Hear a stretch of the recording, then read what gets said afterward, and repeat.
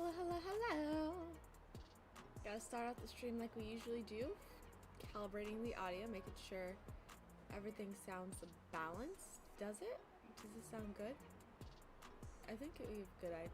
You know what? I think this is solid. I think this is solid. I also wanted to double check everything because I am using a different streaming service today because the other one was just constantly losing its shit.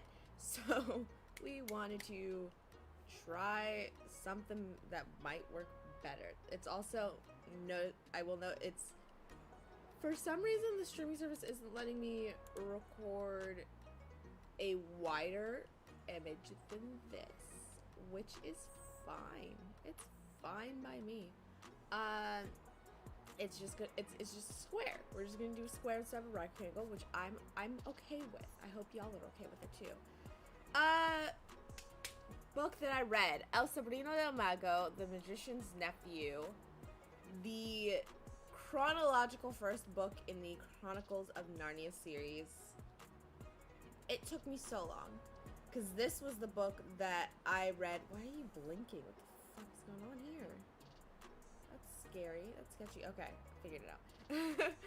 But this was the book that I read in Spanish. And when I say I read in Spanish, I mean I read a Spanish version as well as the English version so I can make sure I actually knew what was going on in case there were any confusion. And I did understand what was going on. I did just, you know, I'm not fluent in Spanish, so I missed some things about it, but overall I knew what was going on. And let's talk about that aspect of it first. For one, so the process that I started reading this was I wanted to read the Spanish version first, then read the English version to clarify things, and that was a mistake. It took me so long to read this book because I was so incredibly intimidated by the fact that I was reading a book in a language that I wasn't fluent in, and it led to me honestly barely reading at all.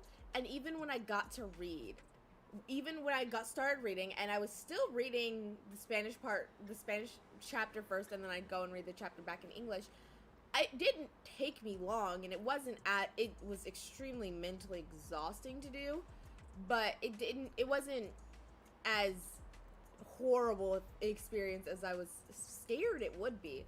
But I was so intimidated, and it would stress me out so much that I ended up not reading a lot of the time. I didn't read most nights, and that's more than anything, that's why it took me so long to get this book done, is because I just wasn't reading often. I was too scared to read because I was scared I was gonna just feel like I was scared I was gonna just not understand what was going on, that I wasn't as good with Spanish as I had wanted to be in order to read a book in Spanish. But it was really not that bad. I do say the smarter decision, I want to say halfway through, I decided it might be, in order to get me to read this book and finish this book in decent time, it might make more sense if I read the English chapter first and then read it back in Spanish. And that was just in general a better idea, because in general, and when I was reading the Spanish chapters first, I was pretty solid on a lot of the verbs and stuff, so I understood the context that was going on. But when reading the English version first and then the Spanish version, I still was able to understand the general concept of a situation or a paragraph or whatnot, because that was something I could understand. But because I already knew what happening from reading the English section, then I could start piecing together what words mean what, or what phrases translate to this, because I had a good idea of what words were supposed to be there.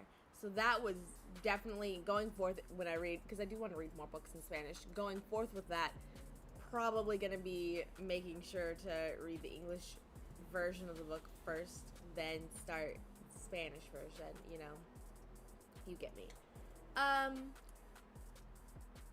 Another thing that I think this is probably the last note I have on just reading in Spanish was I purchased a print copy of the book because I was expecting to take a lot of annotations as I did this, which I did not. I did not write in the book at all. I any notes that I did take, I took on my tablet, which, again, after I started reading the English version first and then the Spanish version, I really didn't need to take many notes. So that means I'm very comfortable with the idea of getting ebooks in Spanish, which is great because they are way cheaper than getting the print copies, if the book even has a print copy in Spanish. So that's cool. That's it. So that's that. On to the story. So what happens in this book is we've got these kids, Diggory and Polly. They're these English kids, bored, exploring around the summer, and they end up finding themselves in Diggory's Uncle Andrew's attic. Uncle Andrew tricks Polly, and by tricks I mean she's a conceited ass bitch. She, like, this entire time Diggory's been saying Uncle Andrew's crazy, he's out of his mind, you don't want to go near him. But Uncle Andrew's like, hey Polly, you're really pretty. And her immediate thought was, Diggory, what are you talking about? He's not crazy, he's totally fine. So he ends up tricking her into touching a yellow ring in his attic, and she disappears. So Andrew ends up sending Diggory in after her. He gives him 2 green rings and his own yellow ring. And they end up in this forest that's in between worlds. Which I wonder if they explore that in any of the other books. I don't remember. I used to read these books. I had the big single book set, but it's been so long. But he ends up, it spawns them in this forest that's between worlds. They find out that using the yellow ring transports you to the forest, and using the green ring transports you out of the forest. So they go and explore some of the other worlds. First world they go to is literally at the end of its life, and Diggory's a nosy little boy, and he sees this bell hanging, and he wants to bang it. He does that, and it awakens a witch, who was the person that destroyed the world. They try to escape her, but we find out that you don't have to be directly touching one of the rings in order to travel. So she grabs a hold of Polly, and when they touch the ring, she travels also to the forest between worlds. Polly and Diggory try to escape, but Diggory's like, but the witch is kind of dying in this forest. I feel bad. And Polly's like, she just murdered an entire planet, an entire world. Let's go. But that hesitation was enough. The witch was able to grab a hold of Diggory and made it to their world, our world. She goes, torments people for a little bit there, but Diggory ends up being able to grab a hold of her, takes them back to the forest. From the forest, they go to another world that is just being born, and that world is Narnia. So you see Aslan, who is like, he's singing a song, and it creates the stars, and then it creates the planet, and all the grass, and all the plants, and the mountains, as he's singing.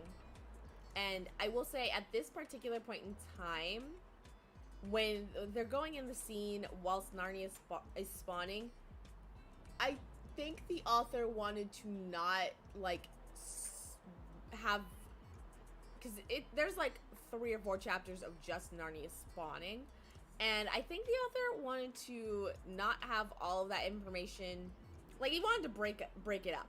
But the way he did it was, you'd have someone doing something quirky, like Uncle Andrew would try and steal the rings. The witch would complain about being there, and that would last 2 seconds. And then there's a cab driver that they end up accidentally taking with them around all the places, and he's like, "Shut up, listen to the song," and that would just go over and over again. So it would be, try to steal the rings. Everyone's alright, for like 2 seconds. Cabby, shut up and listen to the song. And that would just happen over and over again, and it was very redundant and irritating. And I will say, also, at this point, from this point forward, the book is really just paint by the numbers, have a list. These are the things we need to check off to make sure we're like tying it to like all these different things that happen in the other books. If we're being honest, as soon as we get to Narnia, there's no plot. It's I honestly, in my memory, and because as a child I read all of these books, and this was my favorite book, and I loved it so much, and I was like, this is the best Narnia book ever, which makes me scared for how I'm gonna feel about the other ones, because I'll probably eventually get to them. I think I have a readable copy of the entire Chronicles of Narnia, but I for sure have an audiobook with all of them. And so I'm a little scared to get to all of them. I do remember just being bored with some of the later ones, but I remember being so into this book, but I also, in my mind, the first chunk of the book that was them going and finding the queen and then fighting the queen in town, I remember that being the story. I remember the main part of the story is them fighting this queen and this evil queen witch chick, Jadis, I think is her name. Just fighting her in our world was what I remember being the big thing of the book, but it really isn't. And then you get to Narnia, there's just no plot at that point. It's just a list of telling you things that are happening primarily for the point of tying it into things that happen in the Chronicles of Narnia in the other books. So, for instance, the witch was fighting people with this bar that she tore off a lamppost in our world right before they took her to Narnia. And she throws it as Aslan as he's singing and creating life, and it bounces off of him and grows into a lamppost. So, like, that's one thing that you see just for the point of it's weird. And then the cabbie is there, and he talks to Aslan, and Aslan asks him to be the king of his land, and then he proves that he's way too OP and just sings and brings the cabbie's wife to Narnia just by singing. So they are now the first parents, the first children of Adam that will rule over Narnia, and then their kids will rule over Narnia after them, as well as the next kingdom over. And so that's the thing. But now, of course, you have the evil queen who is in this town, or in this world, and Aslan's like, hey, Diggory, all of this is your fault, so you're gonna solve it. I want taquitos. Sorry. Side note. I want taquitos. Take note. But, you have Aslan, who's like, Diggory, all of this is your fault. Your nosy ass wanted to hit the bell and bring her over, and then because you couldn't yet tell that she was evil, you brought her into your world, and then you brought her into my world. So you're gonna fix this. You're gonna go travel all this way to get an apple from this magic tree, and that apple, once we plant it, will protect Narnia. And so he goes, he gets to the place, and there's warnings saying don't eat the apples, don't get it for selfish reasons, stuff like that. Don't get it for selfish reasons, don't get it for yourself as well. So Diggory got it. The witch is there, she's eating one of the apples and talking about how Aslan's lied to you, it's a thing of strength. Diggory's mom's dying from something, so she's like, why are you getting this apple for Aslan when you could get it for your sick mother? And that wasn't really a conflict at all. It felt more like the witch was talking at him, but in no way, shape, or form did he seem like that was really going to be a conflict. And whatever conflict there was in that situation, it only lasted for 2 seconds again. Then he and Polly and their now flying horse run back to Aslan. They plant the tree, and Aslan's like, woo, now because the witch ate the apple, which he always knew she will be completely repulsed by this tree. So as long as this tree stands, Narnia will be safe. but like, because you were a good person and you did this for us, now I want you to get an apple. I've chosen an apple that you should get an apple to go take home to your mom, and his mom's all better now. And that's this, and they also go into this whole thing of after his mom eats the apple, he buries the apple along with all of the magic rings in the backyard. It grows into a tree, and then when he's middle-aged, the tree gets knocked over from a bad storm. So he turns into a wardrobe, but he never knew it was magical. Only the kids did. It's, yeah, like, the story aspect of it comes to such a grinding halt when we get to Narnia, because it's literally just there to describe Narnia for us. There's no real conflict at that point, because the witch, he doesn't defeat the witch.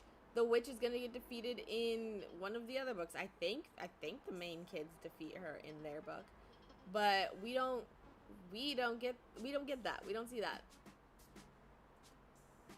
So there wasn't really a conflict in this book at all.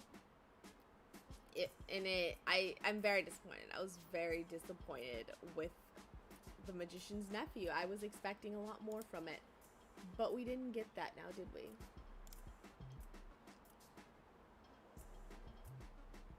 So that's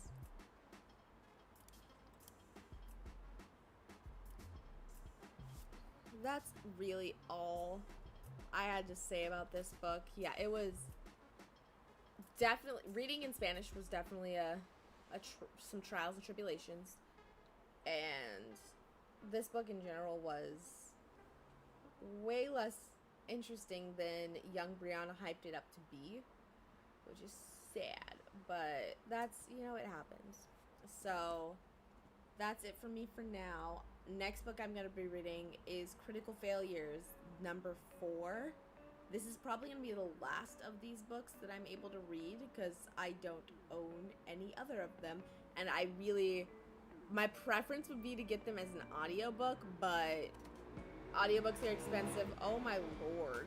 Audiobooks are expensive, and Audible also, like, really got to clutch its pearls when it came to its audiobook subscriptions. Like, I used to have, I think it was like a gold membership or something, where every month you got 2 credits to get free books. And granted, were they probably losing money on that? Probably, but, or like, not even losing money, but they were probably not making as much profit as they could have been. So now they only have a subscription that I think is the same cost as that subscription that I had, and that one only lets you get 1 credit for a book, which is lame. I might end up just doing Libro FM instead for my next subscription. That would be my preference, but I also don't know if they have this series on there. I'd have to look.